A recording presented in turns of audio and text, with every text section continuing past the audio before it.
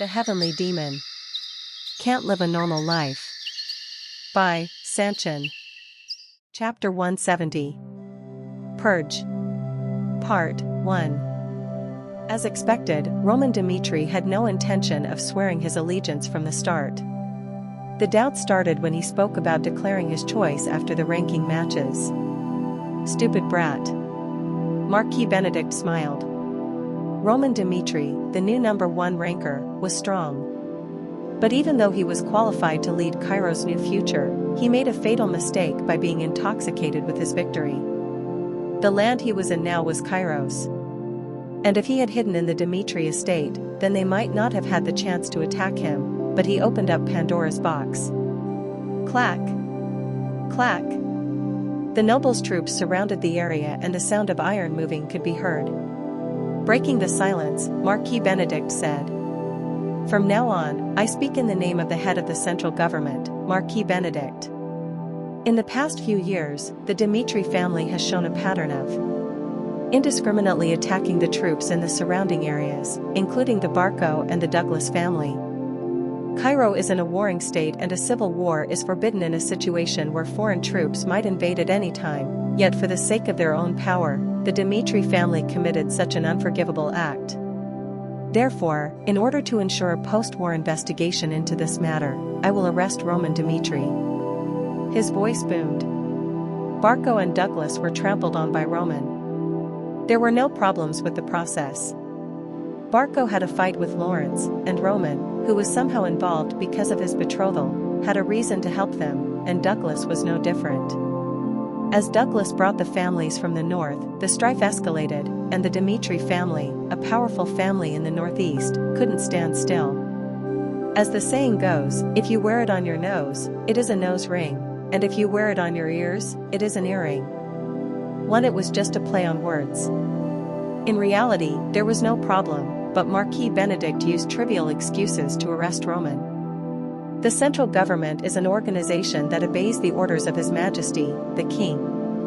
The rule on rebellion was violated according to His Majesty's will, and so the Dmitri family will be punished for it.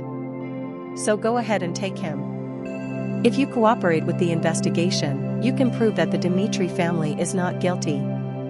Marquis Benedict laughed. As the strongest living power, the central government could suppress Roman with just words.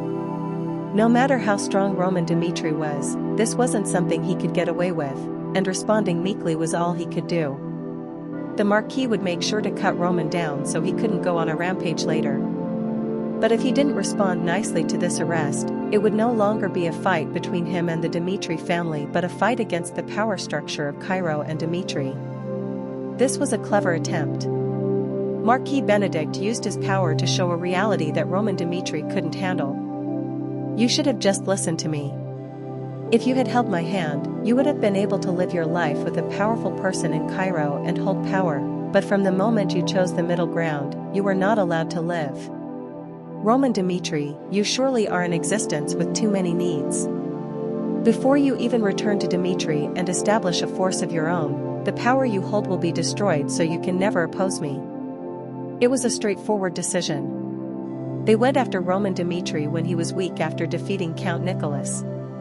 But if he had sworn allegiance, maybe Marquis Benedict would have just tried to capture him. Being the leader of the nobles was Marquis Benedict's true face. And without his brutal and daring executions, the nobles would have never gotten such a hold in Cairo. Glance. He focused on the noble troops that approached Roman. Now that they have tied the hands and feet of Roman Dmitri, they are sure he is going to bow down. But quack! Ack! This bastard!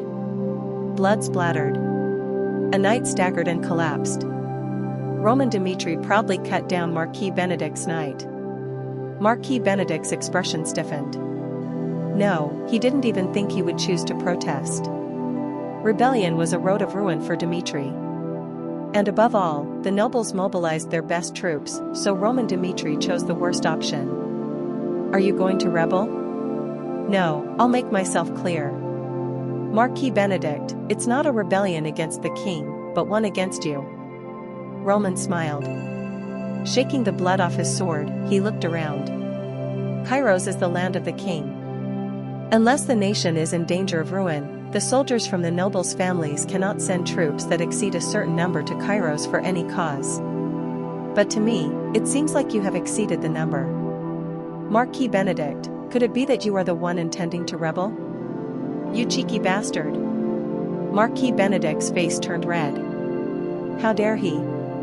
He didn't think that his plan of rebellion would be used against him. Not only did he use words indicating he was the enemy, but he also cut his own men down, yet Marquis Benedict cannot show his anger now. His name was trampled on, and whoever wins, one of them should see the end. Marquis Benedict said. The central government is the center of Cairo. That is why it is called the central government, and all our decisions reflect those of the king. And what? We are planning a rebellion? Ha ha ha. You are mad enough to deny yours. You cut down the servant who obeys the orders of the king. This is a rebellion, and Dmitri will perish due to your actions. Yes. Punish the traitor. The nobles raised their voices, and the situation changed as they were sure of their win. A battle within Kairos would ensue, and Roman would be outnumbered. But he had already expected it. Roman knew from the moment Marquis Benedict blocked his path that a fight would happen.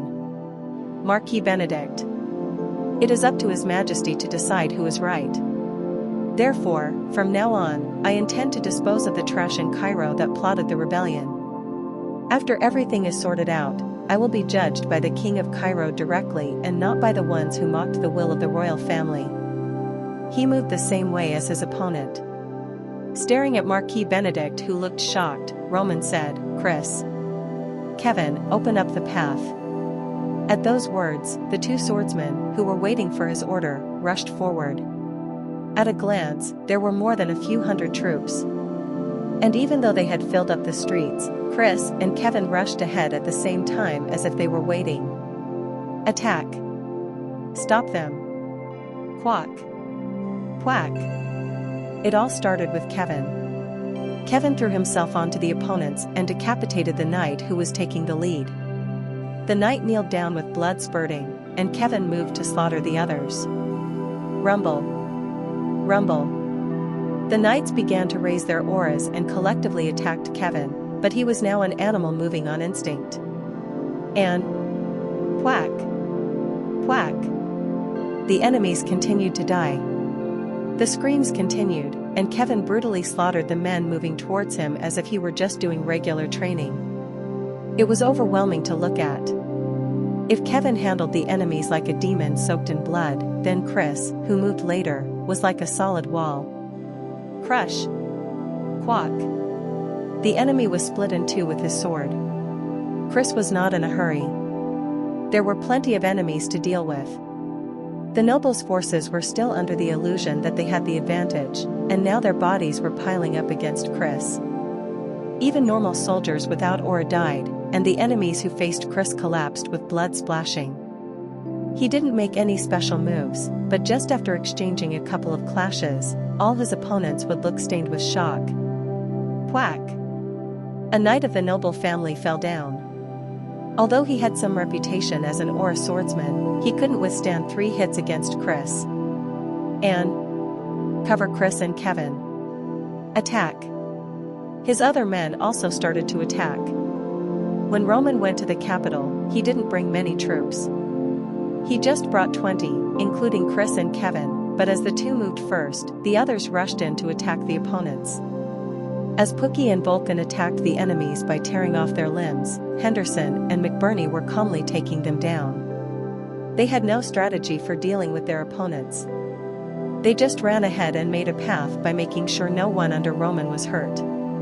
Last year, Roman took his time. He did not only focus on strengthening himself. He also prepared his people for future chaos. And this was the result. Roman's men were slaughtering hundreds of enemies. And the path was now open. The troops of the nobles rushed to block them, but with the corpses piling up, there was now a gap. And between them, step. Roman walked forward. Marquis Benedict was in the front. Roman Dmitri stepped on the corpses and the puddles of blood and moved to his target. These fucking insane bastards. Marquis Benedict's expression turned pale. His eyes were spinning. He couldn't comprehend the scene unfolding before his eyes. How dare he attack the nobles of Cairo? Roman Dmitri was a madman. Attacking the nobles was no different from a rebellion, but he still did it even though he was aware of it. What should we do now? Marquis Benedict. The nobles were all fear-struck. The atmosphere was strange. Hundreds of troops that were supposed to overwhelm one man and had the numerical advantage were being slaughtered one-sidedly by Roman. Time was on the nobles' side. If they could hold out, the guards of Cairo would arrive and attack the traitors, but the fight, which should have been slow, was moving at breakneck speed. The path was open, and now Roman was walking towards them. Fear began to grip the heart of Marquis Benedict. I was wrong. If I cannot suppress Roman Dmitri with rebellion, then it would be best to avoid him. His opponent was Roman Dmitri, who defeated Count Nicholas. There was no way they could defeat him in such small fights. And the power of the nobles was all about their mighty troops. But once they would step back and make a new plan, they could trample on Roman Dmitri. No matter how much power they had, how could a single noble family withstand such an attack? They had to take one step back for now and 2 steps forward later. So Marquis Benedict stepped back. But even so, he shouted, "Roman Dmitri, you heinous traitor! Risk your lives and bring me the rebels. Regardless of status, anyone who brings his head will be promised a great future. Everyone! Attack!" The nobles shouted, and then they ran away, pushing their soldiers forward, while the nobles ran in the opposite direction. The soldiers were left on their own, and they knew how dangerous it was. However, they had to follow the orders they were given and act, even though they knew they would die. Stop. This is Kairos. Do you think you can do this? The nobles' troops blocked the path even as they were trembling in fear. They didn't want to collapse now. They still seemed to believe that following the nobles was the right decision, and they tried to block Roman's footsteps somehow while screaming threats. In any case, disobeying their orders meant death. And if they were going to die either way, then it would be better to die fighting than be labeled as traitors. Roman didn't stop walking. Right. He wasn't in a hurry either. He ignored the nobles who began to flee and turned his attention to the soldiers in front of him. You have to do what you have to do. I, too, will do what I have to do. He raised his sword. It was now time to purge everything. Chapter 171. Purge. Part 2. Eik. Die.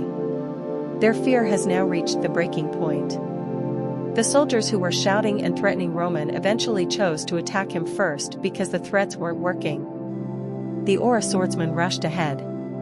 With dozens of people attacking together, they were under the delusion that they could defeat Roman Dmitri. And so, whack! The massacre began. Roman's sword could be seen flashing, and the heads of the Aura swordsmen flew in the air. Blood gushed out like a fountain everywhere. The soldiers tried to step back in fear, but Roman followed them right away and cut them down. The whole place was mixed with bright red blood and deafening screams. Because they followed the nobles, they couldn't avoid the devil, who was right in front of them. Cairo's devil. ACCK. The Hector kingdom referred to Roman Dmitri as Cairo's devil on the southern front. The people of Cairo thought of it as an achievement that they called him that, but standing on the other side, they could see why he was called the devil. It was truly overwhelming. As if proving the fact that he was the new number 1 ranker in Cairo, the Aura swordsmen were all dying in vain, unable to attack. Blood, blood, blood. And the path opened. In the situation that was dotted red, there was no way to stop Roman Dmitri. Actually, the power of the nobles wasn't weak. But they made the mistake of using their power like this. Marquis Benedict, you will fall into the abyss if you decide to hold on to your attachment to me until the very end. While challenging the ranking matches, Roman Dmitri rendered his opponents useless. People thought it was simply the price of the ranking matches, but Roman Dmitri expected a clash with the nobles too. If he had killed Jaden, the 99th ranker, the nobles would have reacted negatively and sent their swordsmen, but he didn't. However, if they step away from fighting Roman because of his strength, then people would consider him the strongest. And that was their mistake. The core forces, including Oscar, all fought against him, yet they all collapsed without being able to stand. In particular, in Oscar's case, whom he dealt with at the end, he deliberately used mana to destroy the path of his aura. And Marquis Benedict might not have been aware of this. Roman's most powerful sword would not simply render a body useless for a certain time, but it would end the life of a swordsman. From the start until now, Roman Dmitri has been preparing for the clash against the nobles. Marquis Benedict judged the timing to be perfect, but the truth was that he was sticking his head into the jaws of a beast. Quack! Knights stumbled and fell around him. The soldiers of the nobles couldn't even bring themselves to run. They didn't know if they even had a slight chance to win, so they didn't rush into this meaningless death anymore. Step. Roman passed them and walked forward. Without even paying attention to the soldiers who were trembling in his presence, he just followed Marquis Benedict's traces while holding his sword, which was dripping with blood. The soldiers just looked away because, if they didn't, they wouldn't have the confidence to accept this reality. Roman moved slowly so his opponent could run away far enough. He headed in the direction where Marquis Benedict had disappeared. The strongest living power in Cairo, Marquis Benedict, who didn't even rush to meet the king, was now running with sweat over his face. Fleeing to the palace is not a wise decision. If Roman Dmitri had planned a conspiracy with the king, I could possibly be executed without any resistance. So let's head back to the estate. If I gather the troops there, I might be able to fully change this situation. That was the best decision. And Marquis Benedict was out of breath. The expensive jewelry on his body was falling to the ground, but he didn't even look back at it. And the nobles who were on his side were running after him. It was a rare sight to see such influential men running in a group. Finally, Marquis Benedict arrived near the warp gate. Ack. Connect the coordinates to my estate right now. What happened? Slap. There was no time to explain, so he slapped the soldier's cheek. You bastard! Do you not know who I am? If you have the time to question me, then hurry up and connect the coordinates to the Benedict estate. If you are even a little late, I swear I will destroy the succeeding 3 generations of your family. I understand. All of the soldiers turned pale at the threat and hurriedly connected the warp device. Everyone involved came out and activated the function of the warp gate. It was because only a few personnel were around and they had to do it fast. The warp gate was known to take a lot of time, but they were able to finish it due to Marquis Benedict's request. But the problem was that they couldn't accommodate all the nobles around him. When Marquis Benedict climbed the warp gate first, they followed him on board. You people, follow next. Marquis. The faces of the nobles were pale. Warp gates had delays when functioning. It was impossible for all of them to escape now, and they would have to wait for the next turn, and the second usage would take a lot of time. But weak. Marquis Benedict turned away from their earnest eyes. A bright light shone, and then he disappeared. Shit. Fucking bastard. The nobles cursed. Being the head of the nobles faction didn't matter now. And so the nobles tried to run on foot, but then they went stiff. Roman Dmitri appeared. Seeing him holding his blood-stained sword, one of the nobles said, "You, please be calm. If you kill all of us, what will you even get? I will die right here, but my family will do everything to get revenge on you. So let me live. If you do that, I will leave the nobles faction and follow the Dmitri family right this moment." In a desperate voice, the man kneeled down and acted as if he was giving up everything. And so did the others. Now that their escort troops were dead, it was best for them to beg for their lives. Roman smiled. It is too late. The people who were here were those who appeared before him and planned on killing him. It was unknown what the situation would have been like had they maintained a passive stance, but they crossed a line they shouldn't have. Swish. Ack. He grabbed a noble by the head. There was no way for him to resist. The noble struggled, but he couldn't do much against Roman. Roman continued to grab his head as he looked at the others. If you drew the sword, shouldn't you pay the price? And he cut his throat. With the squeal of a pig, blood dripped down. And witnessing that made the nobles who were kneeling down pee themselves. The Cairo royal palace was in an uproar at the same time. A battle just broke out in the middle of the capital. It is presumed that Marquis Benedict, along with the nobles' faction, is fighting against Roman Dmitri, and Roman Dmitri is reported to be massacring the nobles. What? Daniel Cairo was shocked. A massacre? It was unusual. Aside from the battle in the capital, he didn't expect Roman Dmitri to draw his sword against Cairo's most powerful man, Marquis Benedict. He instantly felt an ominous feeling arise. A battle in the capital meant a rebellion? Maybe today was D-Day. Roman Dmitri defeated Count Nicholas. Because of the challenge for the ranking matches, Count Nicholas had to go alone, and the weapon of the royals' faction collapsed like that. That only meant that the king was now a powerless man.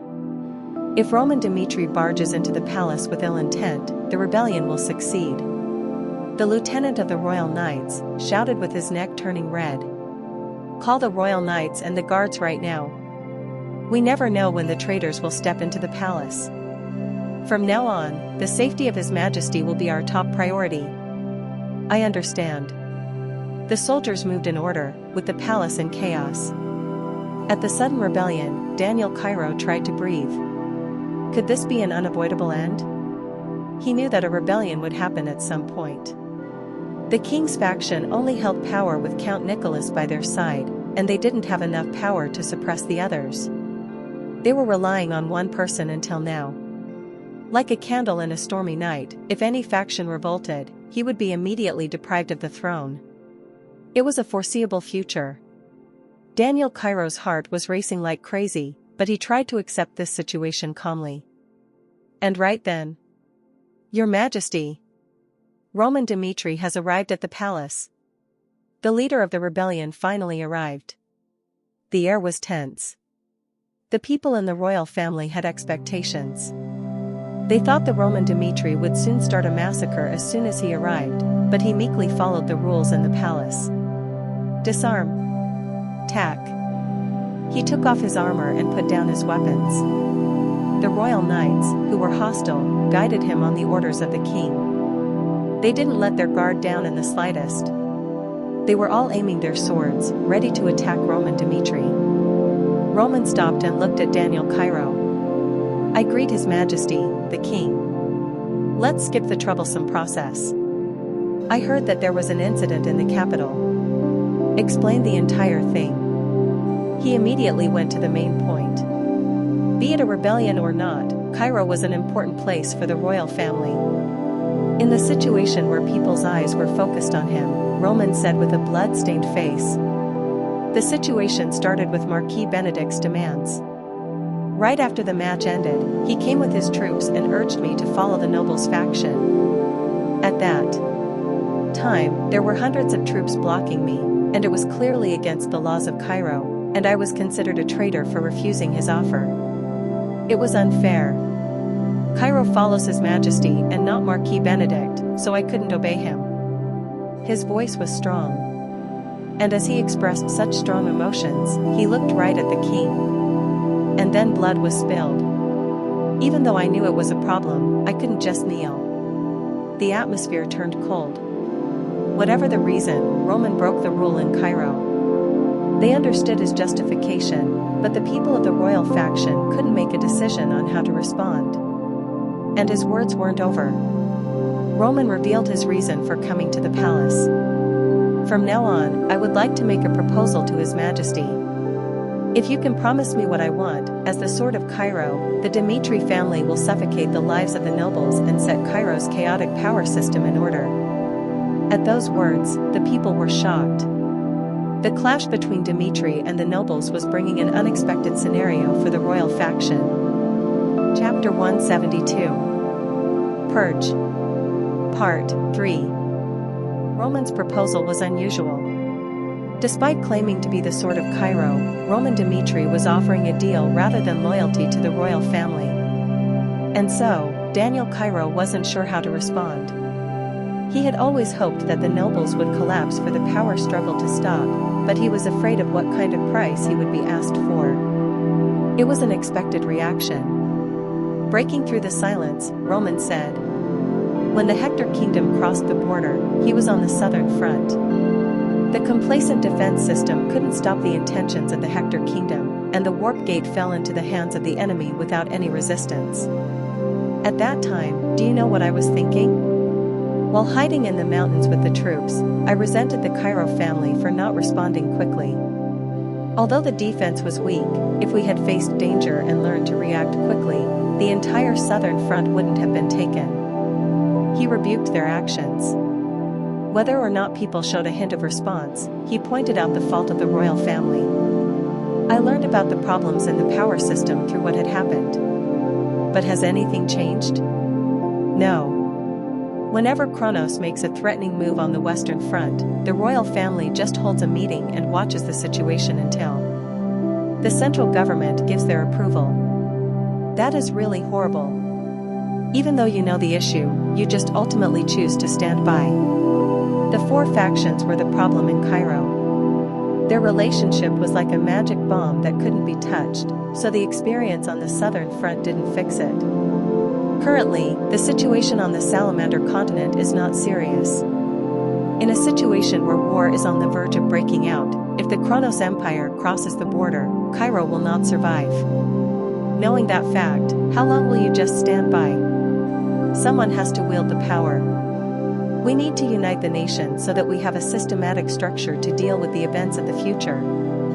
And I think it is right for your majesty to do it. Being the king, it is right for your majesty to hold the center and not Marquis Benedict, who speaks only for the nobles and pretends to be the king. His strong voice made the eyes of the people shake. Roman's words about the king being the head made their hearts beat. I attacked Marquis Benedict for forcing me to make a choice. As your majesty, the king, you might doubt my intentions, but I want you to know that Dmitri just took a risky chance. The Dmitri family risked our lives and did this. And if your majesty ignores the chance we took, then the entire estate will have to face the consequences. Are you willing to stay on the sidelines until then? Or will you take advantage of the situation that Dmitri has given you? He passed over the decision to the king. Daniel Cairo, who had been silent for a long time, asked, I have a question before I make my decision. In return for what you did, what does the Dmitri family want? It was important for him to know the promise Roman was talking about. In his new life, what was his goal? Roman Dmitri wanted to rise to the peak, but that didn't mean he was going to engulf Cairo to make his own empire. For the goal that Roman wanted, Dmitri was enough. In order to control a huge land, there was no need to trample on the existing culture and traditions and tread on the path of slaughter. In his past life, Baek Jung-hyuk's conquest of Murim and his rise as the heavenly demon were different from this.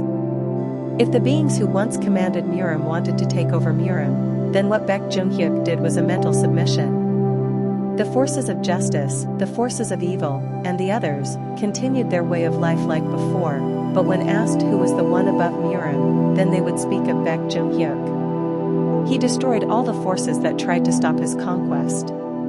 And then he returned to the 100,000 mountains. But rather than attempting to control a vast expanse of land, he made the people aware that Murim was a place under his complete control, and everyone had no choice but to support him. And from then on, Baek Jung-hyuk became a sanctuary. The forces of Murim continued to fight each other, but they never dared to get close to Baek Jung-hyuk. And as such, Murim had achieved the age of peace and prosperity. If one looked at history, Murim always faced a crisis due to the beings that had dangerous thoughts. However, when Baek Jung-hyuk was alive, he held a certain role, as he became the center for making people abandon any potentially dangerous thoughts they might be having. And that was the Murim of Baek Jun-hyuk. It wasn't an empire in the sense that he was exploiting people and receiving things from them, but it was a firm domination that perfectly lingered over the minds of the people. And the life of Roman Dmitri wasn't so different. Roman wanted to rise to the top, but it was different from how the Kronos Empire wanted to conquer lands and the continent. I will be the heavenly demon in Dmitri. I do not wish for destruction as I rise to the top. The forces standing in my path will certainly be trampled on only when necessary. Cairo or anyone else will have to acknowledge my existence. And when everyone finally recognizes Dmitri as the best in the continent, I will return to Dmitri and find my own peace. He had a clear goal in mind. And now, in response to Daniel Cairo's question, Roman Dmitri has revealed his purpose. I want independence in the northeastern region, including Dmitri. If Cairo's northeastern area is recognized as a duchy and is given the power to work independently, then Dmitri will do our best for Cairo since we have the same roots. It does not mean that we are asking to break away or become completely independent. We will move with Cairo, but we also want to build our own world. At first glance, his words sounded like a rebellion. Looking at Daniel Cairo's shocked expression, Roman firmly drove the nail into the wall. Your Majesty, my king. If you cannot do that, then make the best choice for Cairo according to you. The atmosphere cooled down at Roman's words. If it was the choice of the king, then it was acceptable, but the king's faction wouldn't like their king being given an order. Your Majesty. This isn't right. You are right.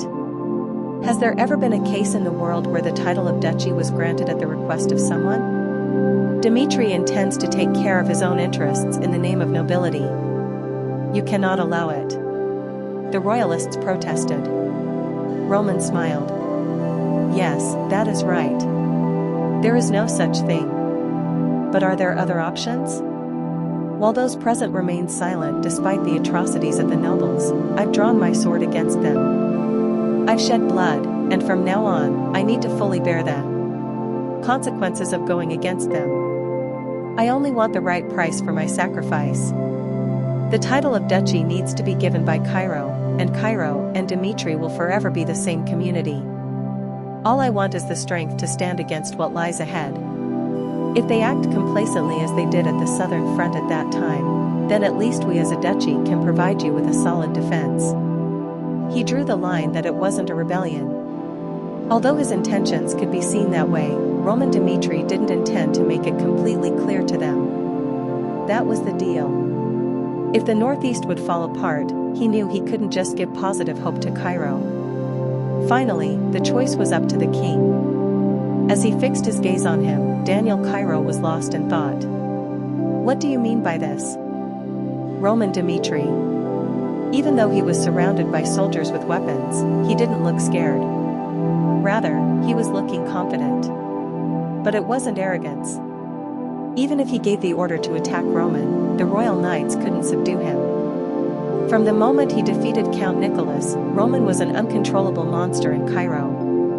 Roman Dmitri's suggestion isn't that wrong. I just watched and was unable to do anything as the power system in Cairo was being torn down. If it weren't for Dmitri, I wouldn't have even thought of fighting the nobles. However, if the Cairo royal family insists on our rights without a sacrifice, Dmitri will have a different line of thought from then on. Right after Dmitri defeats the nobles, they will not think much about rebellion. And if they have the power and justification, it will be enough. And knowing all of this, Roman Dmitri is giving me a chance to stand beside him. He faced the reality. Daniel Cairo was called a weak king, but he wasn't an idiot who didn't know the reality. The royal family had no power. And if he borrowed power from Dmitri to correct the mess in the kingdom, it wouldn't be a bad thing. Roman Dmitri started something that the Cairo royal family couldn't even dare to do. That alone puts Dmitri completely beyond Cairo's control. And we need to choose now. Will we be content with the current power holders, or will we give what we cannot have and bring Cairo into a new direction? He had already made the choice. The more he thought about it, the more he realized that he didn't need to think about it for long. I always wanted to build my own kingdom. Even if Roman Dmitri has other intentions, it cannot be worse than losing my life after being swayed by the nobles, who used me as a puppet. At least, Roman Dmitri spoke his honest thoughts. If that is the case, it would be best to make positive ties with Dmitri, who has a clear path. He knew that this decision was a risky one. If he believed in Dmitri and worked with him, then he might die one fine day. But he was convinced after watching Roman. He believed that this man would surely finish what he had failed to do. I promise to you on the honor of the Cairo royal family that if this issue is cleared, I will declare the northeastern area, including the Dmitri, as a duchy and give the title of Duke to Baron Dmitri. So all you need to do is win. And be sure to punish Marquis Benedict, the traitor who disturbed the nation. The command was given. It was the moment the puppet king finally made his own decision. The nation had turned into a mess from the clash between the nobles and Dmitri. Count Denver, who sided with Valhalla, watched this from his home. Roman Dmitri. What a scary guy. A series of surprises. He couldn't hide his surprise that Roman was able to defeat Count Nicholas, but then he went straight for Marquis Benedict's faction. It was a situation with too many variables. Even if Roman Dmitri was able to defeat Count Nicholas, he never thought he would clash with the nobles. Roman Dmitri made the choice. Rather than choosing a side and relying on them, he intends to create an independent faction for the Dmitri alliance. And as long as they are attacked by Marquis Benedict in the capital, Dmitri and the nobles cannot stop fighting until one side dies. Keek. He leaned back in his chair as he chuckled. Things were taking an extreme turn, but that wasn't too bad for Valhalla. According to the reports, Roman Dmitri went to the palace. I am not sure if the king had planned this in advance, but it can be interpreted as the king helping out Roman to fight the nobles. A confrontation between the king, Dmitri, and the nobles, it will be a fight worth seeing. After two sides fight to the death, then I will bring Valhalla to the scene to take advantage of it. The only risk factor was Gregory. He must be thinking the same thing as him, so the Kronos Empire must also be waiting for their chance. He was excited. The Cairo kingdom was in ruins. Rather than sacrificing his life for the kingdom he was in, he hoped to quickly dedicate it to the empire and receive a high-ranking position. It was then. Clack. Lord. We have trouble. What is it? It was a family night. As Count Denver frowned, the knight said. Roman Dmitri stormed the mansion with his troops. The atmosphere is not too good. We need to run, quack. Quack. The body of the knight was thrown to the side. And behind the door, a man appeared. Roman Dmitri slowly walked inside and looked at Count Denver, who was seated. Count Denver. From now on, you shall follow the command of the king. Count Denver was shocked. At the start of his work, Roman Dmitri first chose to remove the wrong plants within the Discord. Chapter 173. Purge. Part 4. Chuck. The soldiers surrounded Count Denver. Seeing the royal guards follow Roman's order, Count Denver couldn't hide his shocked expression. It is the king's order. What is that even supposed to mean? He looked at him with wide eyes. Looking at this situation, Roman Dmitri said in a cold voice. Count Denver. Evidence has been found against you about your liaising information with Valhalla about Cairo. To ascertain the truth of this, His Majesty has ordered your arrest, Count Denver. So accept the king's order. If you try to do anything here, you will be judged for plotting rebellion and will be punished. Our rebellion? Count Denver was taken aback by those words. Rebellion? It took his breath away. He knew things were unusual the moment he saw Roman Dmitri arrive, but he didn't think he would speak of rebellion right from the start. This is really dangerous. Everyone knows that I follow Valhalla. The royal family never even considered touching me, despite the fact that the evidence supporting it is abundant. But to arrest me right now after the clash with the nobles? The moment I comply with the king's order, my limbs will be bound. His instincts were warning him not to follow him. He could respond to any situation without regard for the royal family, but if he, the head of the Valhalla faction, was taken away, he was likely to be held responsible for everything. In an instant, his head began to work like a calculator. His skinny mouth couldn't hide the nervousness he was feeling, but Count Denver reacted as calmly as he could. "Why, you people? Do you realize what you are doing?" He raised his voice to intentionally come out as angry to the royal guards. "It is an open fact that I communicate with the Valhalla Empire. How dare you arrest me by calling this the king's order? Go back and ask His Majesty if he can handle the after effects of this. If you attack me, Valhalla will not stand still." He was in the land of the enemy, so excuses would not work. So he needed to use any weapon he could. The reason why Count Denver was able to establish power in Cairo was all thanks to the name of Valhalla. The soldiers were shocked. But unlike them, who looked at each other, Roman didn't waver. "Count Denver, you need to be very careful of each word you speak from now on. You. Lower your voice. It seems like you haven't grasped the situation yet. The Cairo royal family started a war against the nobles. Civil war is bound to happen. In a situation where our lives are at risk fighting against the nobles, you will surely be waiting for the right time to make a profit from it. Fighting is meaningless as we are simply going to overpower the nobles.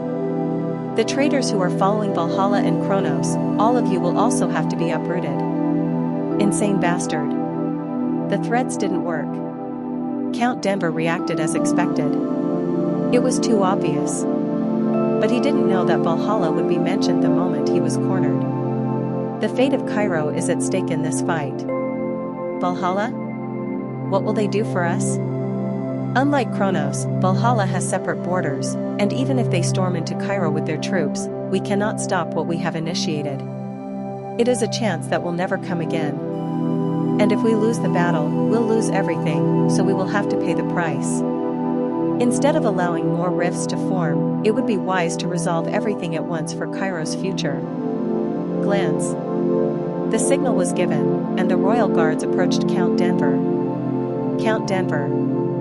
From now on, we will have a very nice and fun time." At Roman's words, Count Denver had no choice but to sit down on the chair. The plans were carried out right away. At the time when Count Denver's house was being raided, Simon, the lieutenant commander of the Royal Knights, led the force to attack Count Gregory. "These bastards. Do you think you will be fine with this? Do you think it will be all right?" On the order to arrest, Count Gregory rebelled. He shouted and shook the soldiers off and looked at Simon with bloodshot eyes. "Simon, you know what it means to touch me. The Kronos Empire borders Cairo. If Cairo is found to have attacked me, the Empire will send troops as a warning. So, judge wisely. Even if you don't do much either, I don't know how the Kronos Empire, which is eager to conquer the continent, will react, but they will use this as a justification to move." At that moment, all the soldiers went stiff. It was a warning they couldn't ignore. At least Valhalla was far, but Kronos was right next to the borders. Count Gregory is right. The Kronos Empire is not just a verbal threat to us but one which can actually attack us. It was dangerous. After stimulating a reason for Kronos to move, Cairo might be caught in a war. So Simon went into deep thought. He wasn't sure if this was the right thing to do, but he couldn't clear his mind of what Roman Dmitri had said to the king in the palace. "Your Majesty, the king. You cannot look at the Kronos Empire in the same way anymore. The Kronos Empire crosses the borders of Cairo each year for no reason. Then what are you afraid of? If Kronos declares a war of conquest now, Cairo will never be able to escape it. Even if Cairo makes a decision and we get attacked by Kronos because of it, doesn't it also happen to us each year? Then, it is much better to use this as a chance to clean up this land and their control over us. This is the only way for Cairo to survive in the future." Right. Because they always looked at Kronos, they never cared for Cairo. They occasionally crossed the borders, and Cairo's soldiers were killed. And during those times, what did Count Gregory do? He didn't care. Even though the people of Kronos were slaughtering the people of Cairo, the land he was staying in, he continued to live like a noble. His teeth clattered. Simon had colleagues who died among them, so he spent time with Count Nicholas and thought about what happened and the new reality of Cairo. But a chance came. Roman Dmitri stated that he would be the one with blood on his hands in order for the others to be strong. The Cairo kingdom has crossed a river which we cannot go back from. If the beings that threaten the royal family are not completely cleaned out, they will come to destroy the kingdom from the inside, even before Kronos touches us. If so, sure. As Roman Dmitri warned us, we cannot leave any variables behind. He gritted his teeth. Seeing Count Gregory with a triumphant look on his face, he approached the man and pulled him by the hair. And whack! Ack! He hit his head on the ground, making Count Gregory scream. He tried to look up at Simon with a puzzled face, but Simon only pressed his head down once again. Shut up, you bastard! Anyway, you will be judged, and if Kronos crosses the border to save you, even if it is beyond my authority, I will cut off your head and hang it on a wall. So do not act out, because if you do, I will consider your actions as treason and kill you on the spot. Simon was finally letting go of his suppressed emotions. The situation was quickly sorted out, and both Count Gregory and Count Denver were arrested. And by issuing an alert to the borders, the soldiers began to stay alert, and the guards around the capital were keeping their eyes out. In addition, they contacted the nobles who followed the royal faction. The arrest of Count Gregory and Count Denver is a temporary measure. When the facts are checked and everything is sorted out, we will release them again. It was a necessary measure to prevent any unexpected movements from other nations. Of course, the nobles wouldn't believe the words temporary measure, but in fact, it wasn't that important unless they believed it. The nobles who followed the empires wouldn't do anything unless the empires moved. No matter how much they cried out about their empires, weren't they all still living in Cairo? And they would choose to cover their eyes and ears in a bloody civil war. The contact from the Cairo royal family would later provide them with excuses for their stay. At that time, Roman Dmitri sorted things out and met with Daniel Cairo. The chances of the empires moving right now are rather slim. Valhalla is far from the borders. They will have too many restrictions when sending their troops, and due to the recent dispute in the south, the Kronos Empire is a bit uneasy. Their priority isn't Cairo. Even if we look at their troops in the south, it is more important for them to sort things out there than deal with Cairo. This plan wasn't just about exploiting this opportunity. After assessing the situation on the continent, he decided that it was the best time to touch the nobles' faction. Amazing. Daniel Cairo was impressed. Roman Dmitri was such a great man. Despite the short amount of time, Roman Dmitri demonstrated bold action and incredible planning. But it was too early to be relieved by this. We are dealing with too many enemies in a short amount of time. Marquis Benedict from the nobles, Count Denver from the Valhalla faction, and Count Gregory from the Kronos faction, eliminating all of them will leave a huge vacuum in the kingdom. The central government was everything in Cairo. Getting rid of them is necessary for Cairo's future, but not creating a vacuum is also essential. Cairo has been driven by the central government for too long. The vacancy those people would leave behind couldn't be ignored, and it was possible that the nation would lose its function. Roman said, "We are aware of the dangers the civil war will bring us. But we only choose the best option. If the forces that divide Cairo are at their worst, then eliminating them is a risk we need to take. Because the lesser evil is what helps this nation. If we can end the civil war by eliminating the heads of each faction as quickly as possible, the confusion that your majesty has can be minimized to an extent." The worst scenario that he was thinking about wasn't really the worst. And Daniel Cairo accepted that reality. Roman was right. From the moment the sword was drawn, there was no better opportunity than this for Cairo. When the Cairo royal family was moving fast, Marquis Benedict wasn't standing still either. They are moving.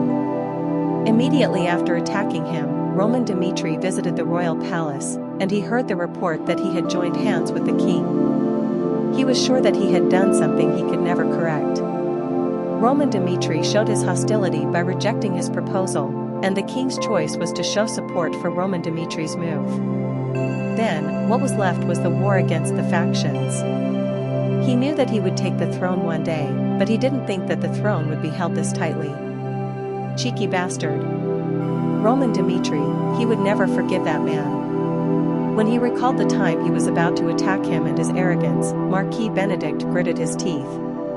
At that time, he was so pitiful. He struggled so that he could live, and he had to abandon his pride. But it was now a fight that would end with one of them dead. As soon as Marquis Benedict arrived at his estate, he ordered the nobles to gather. The nobles make up a vast majority of the power in Cairo. If we muster up enough forces from the nobles to push Cairo out of the way, even if Roman is holding hands with the king, there won't be any problem. We need to show the consequences of trying to attack me. Right now, you might feel you are the strongest after defeating Count Nicholas, but things in the world will never go your way. Within a week's time or less, he would lead the troops and head for the capital. And the overwhelming numbers would bring him sure victory. Things were going smoothly, and when the troops of the nobles were responding to his summons, he received an unexpected report. "Tell me again, what was that?" His voice boiled with anger. Just now, the report that the subordinate gave was very hard to comprehend. And the subordinate felt scared. Frightened by Marquis Benedict's angry tone, he spoke slowly about what he had heard. "Count Fabius." He sent an answer saying that he would not comply with the summons. It was a clear refusal. And hearing those words hurt Marquis Benedict's heart. Chapter 174. Purge. Part 5. A few days ago, the nobles' faction's decision to attack Roman Dmitri left Count Fabius in concern. No matter how much he thought about it, the balance just didn't seem right. Roman Dmitri, the hero of Cairo, defeated the rankers from the 99th to the top ranker, Nicholas, without even being hit once. Marquis Benedict said that if Roman Dmitri rejected the proposal to side with him, then he would be forced to make a choice right there, but in reality, it didn't make any sense. I experienced what Roman Dmitri was truly like on the southern front. Even if the nobles summoned an army-sized force, would they really be able to subdue Roman Dmitri by force? Impossible, that would never happen. Marquis Benedict thinks that right after the ranking matches ends, it will be his chance, but in fact, defeating Count Nicholas means that Roman Dmitri is a lot stronger than he was 1 year ago. The monster who defeated Butler and opened the gates of the southern front must have reached a level that one wouldn't dare touch now. A year ago, Count Fabius was on the southern front. When the other nobles were deliberating, he himself went there and experienced what a battlefield was like. Roman's power was electrifying for him. It was great that he walked alone and defeated Butler, but the sight of him slaughtering numerous people and opening up the gates made him always think that the devil had descended into the world of humans. The memories of that time were etched in his mind. Count Fabius actively insisted on recruiting Roman Dmitri, and his thoughts weren't different now. And they planned to subject Roman Dmitri to pressure? Just the thought of antagonizing him was unthinkable for Count Fabius. The question is, if the word rebellion comes up, will Roman Dmitri just surrender? The guy never kneels to anyone. People are so sure that he will not make the decision to draw his sword in Kairos, but if he was a man running on common sense, he would have chosen to flee the southern front when it was captured. So it was now a matter of choice and free will. On the day of the confrontation, if the troops weren't mobilized, he would be pushed out of the faction.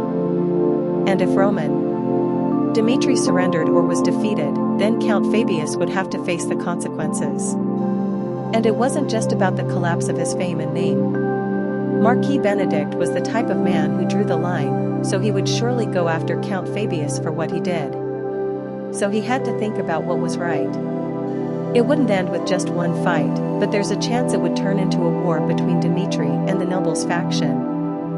Finally, logic cannot determine which side is correct. What is certain is that, Since I served Marquis Benedict, I know the strength of the nobles, but I can't guess Roman Dimitri's limit or full power. And I saw firsthand on the southern front how terrifying Roman Dimitri is as an enemy. Fabius. The future of my family depends on my decision. And so he decided not to send his troops. When all the nobles sent their troops to the capital, he stayed silent on the pretext of being sick. And on the day of the final battle, Count Fabius, who didn't move at all, received a call from the nobles. Count Fabius, do you really think you can survive making that choice? There isn't a single person in the world who will believe your excuse of being sick. After the sun goes down today, Marquis Benedict will celebrate the death of a man named Count Fabius without care. It is not too late. Send your troops now.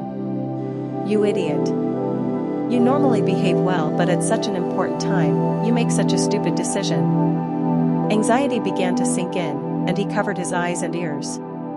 And then Roman Dimitri and the nobles collided.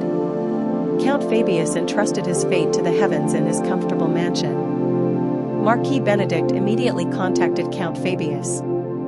He couldn't leave the existence that caused trouble within the nobles faction alone. Pat. The communication device was connected, and seeing Count Fabius's face that appeared on the screen, Marquis Benedict let out his anger. Fabius, you are really insane. It isn't enough that you disobeyed the nobles faction's order and didn't send your troops to Kairos. Now what? Are you going to refuse the summons? Look me straight in the face and tell me. Is this your choice, Fabius? His voice trembled with anger. The raccoon of Kairos.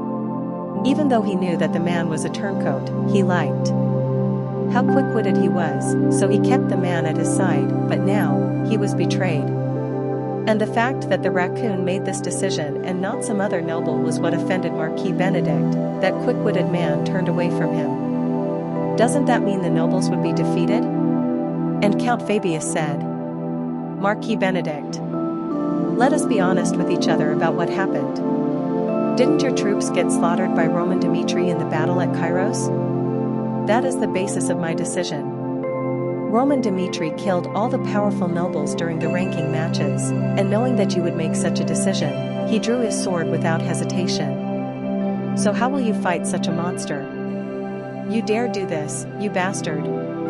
Ah fuck. Do you still not realize the situation? Count Fabius was serious. Just like Viscount Conrad, when he turned around, he clearly showed his attitude. I bet everything on Roman Dimitri. So do not look at me like I am a bastard who will still follow you and send my troops to Kairos, because I won't. And you need to accept the fact that I turned my back on you, clear? You probably think of me as a bastard, but what the hell, man? You even contacted me just to say nasty things. This choice. Are you sure you're not going to regret it? Regret my ass. If my choice is wrong, will there be anything worse than death? Fabius. You are a traitor to the nobles. No matter what choice you make, do you think Roman Dimitri will use a traitor like you? Traitors remain traitors. If you still decide to stay on the path you have chosen until now but still help the nobles win, I will certainly reward you despite what you did. No. Even if I am faithful to you until the end, you will abandon me without hesitation if you no longer need me, but not Roman Dimitri. Looking at how he accepted Viscount Conrad, he has the tolerance to accept even someone like me, depending on the situation. And haven't you heard the rumors about him? How much he cares about his people? Even if I start out as a traitor, from now on, I will do anything to please him. From the past incidents, Count Fabius knew that the start was important. It was hard to survive against Roman Dimitri if you'd already shown hostility toward him. But if one hadn't crossed that line, then it wasn't impossible to change things like Viscount Conrad. So he didn't send any of his troops, and he didn't respond to Marquis Benedict and ignored his words. Finally, Count Fabius smiled and said, Marquis Benedict, the war starts right now. You don't seem to know how things are going yet, but I am probably not going to be the only one who has refused your summons. Even then, to try and contact me angrily like this. It will only be a matter of time before the nobility falls." At those words, Marquis Benedict's eyes widened. What did that mean? Tuck. The communication was cut off. And it didn't take long for Marquis Benedict to confirm Fabius's words. The nobles were summoned, and Count Fabius was the only exception, but most of them expressed their intention to comply. However, suddenly, something unique happened. I, Marquis Valentino, will declare that I will support the Dmitri family. Valentino from the neutral forces moved. Since a tycoon in Cairo supported Dmitri, the surrounding families were unable to move their troops. Recently, Valentino spent a fortune sweeping Cairo's mercenaries. At that time, he made the excuse that he needed manpower in the process of running a company targeting the continent, but never once did he speak about an alliance with the Dmitri family. And Count Fabius also exerted his strength. He thought that betrayal should be done at its best. Rather than simply relying on a new force with a change of heart, he ran hard so that Roman Dmitri could positively accept his existence. Thanks to this, the families that had a relationship with Count Fabius also changed their minds. And they decided to betray the nobles and follow Dmitri. And in just a few days, the situation instantly turned around. Shortly after cutting off contact with Fabius, Marquis Benedict received a barrage of calls. "I am really sorry. Since we don't know when Marquis Valentino will attack us, we cannot just send our troops. But still, I hope you know that this is for our best." Marquis Benedict. How should we go about this? If we move hastily, there is a chance that our estates will be robbed, and no matter how important the war against the royal faction is, we cannot let our families be in danger. Sorry, but I decided to share the same thought as Count Fabius. He felt dizzy even before he tried to do anything. Marquis Benedict had no choice but to watch the power of the nobles diminish.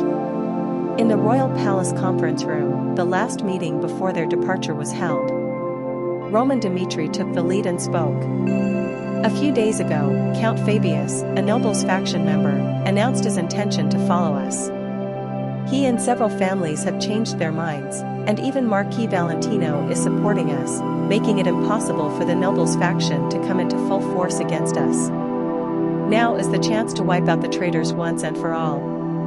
At the series of events, the people of the royal faction were shocked.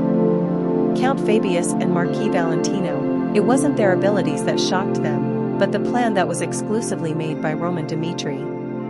If the king hadn't accepted Roman Dmitri's proposal, he might have succeeded in the plot only with Dmitri's power. And if that happened, the flag of Cairo would have been burned down by the Dmitri family. Goosebumps rose. Dmitri's potential was shocking. And in the situation where the nobles were driven into a corner, Daniel Cairo asked, "Do you mean to say you want to confront the nobles head-on?" "You are right. To be precise, it is likely going to be a siege war." If the nobles had responded normally to the call, they would have come straight to the capital, but due to a series of circumstances, they chose to reorganize their troops. We have no reason to give them any slack. We need to mobilize our troops and wipe out the rebels. We have to crush them down with overwhelming force so that no one makes the same mistake in the future. Everyone gulped at this, an all-out war. Everyone waited for Daniel Cairo to decide whether they would fight or not. The force leading this war is Dmitri and not the royal faction. Daniel Cairo knew the truth. If they won the war, there was a high chance that the people would call Dmitri a kingmaker instead of acknowledging the royal faction's growth. And as much as how concerning that was, Roman made the plan from start to end. Instead of clearing up the forces that had divided Cairo over the years, Dmitri might form a force huge enough to swallow the Cairo royal family at once. But he had no intention of rejecting them. Dmitri made this decision for Cairo. Even if Dmitri grows beyond our control, we need to acknowledge their existence. It would have been impossible without Dmitri's help in the first place. A coexistence with Dmitri, who at least treats me as a king, is better for Cairo than the rebellious forces that would sell their king. Cairo's system has changed. And in order to not lose a possible meaningful existence in the future, We need to actively step out in times when sacrifices are needed. Just in case Roman Dmitri won't feel it's unfair, we will do our best to help him." And so he made the decision. With a dignified voice, Daniel Cairo said, "War is inevitable now. Keep in mind that the royal forces will do their best to assist Roman Dmitri and that his orders will be my will. Roman Dmitri, I entrust with you the control over this war." All eyes were on him, and Roman responded like a soldier, "I will follow your order." The fuse for the war had been lit. From now on, it was time to slaughter the traitors.